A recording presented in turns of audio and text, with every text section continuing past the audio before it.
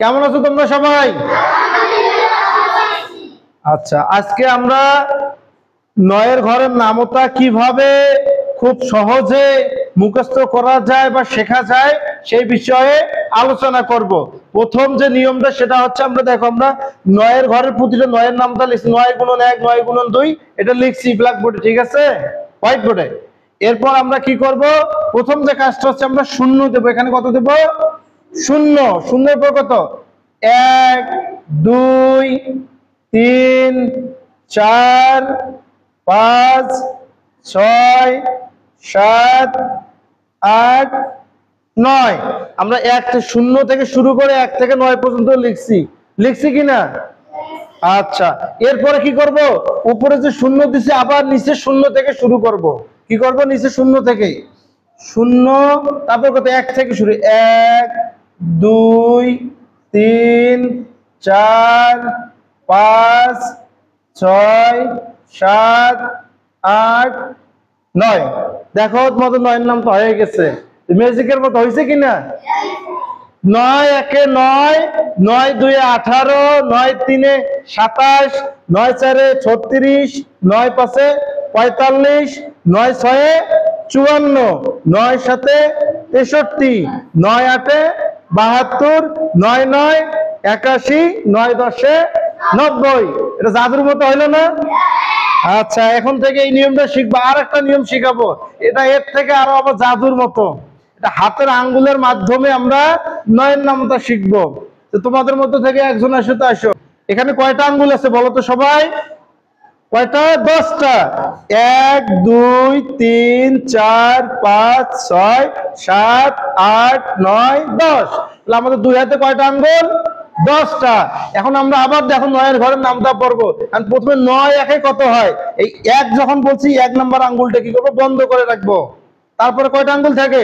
১, ২, ৩, ৪, ৫, ৬, ৭, ৮, ৯। কয়টা আঙ্গুল আছে? ৯টা। তাহলে ৯ একে কত? ৯। বলো সবাই। আচ্ছা, এরপরে ৯ দুয়ে কত? কত বলছি? ২। তাহলে ২ নম্বর আঙ্গুলটা বন্ধ করে রাখো। তাহলে ২ নম্বর আঙ্গুলের সামনে কয়টা আঙ্গুল? একটা। পরে কয়টা আছে দেখি? ১, ২, ৩, ৪, ৫, ৬, ৭, ৮। কয়টা আছে? ৮টা।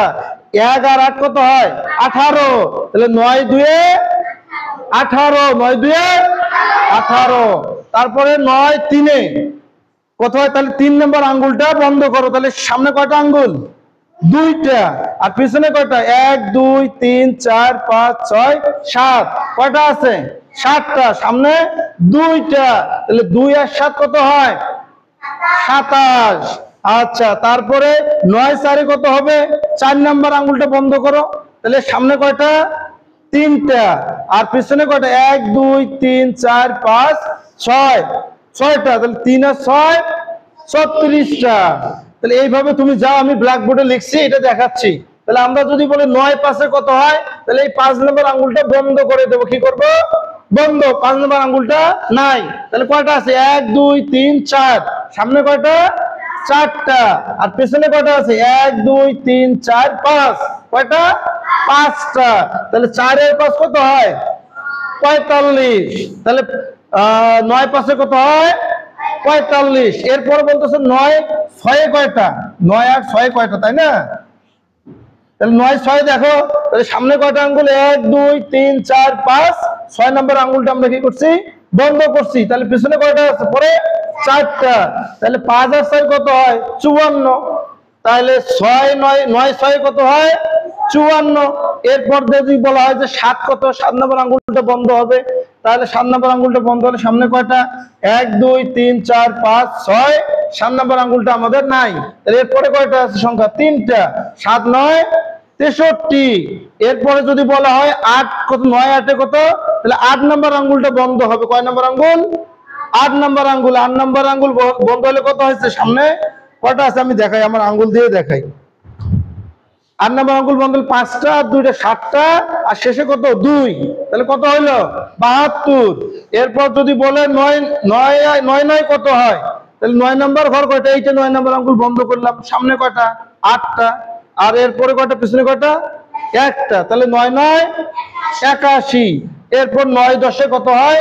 ৯০। তাহলে 10 নাম্বার ঘর এইটা, তাহলে এইখানে কয়টা আছে দেখো তো, 9টা আঙ্গুল আছে, আর পিছনে নাই মানে একটা শূন্য, তাহলে 9 10 90। কেমন লাগলো?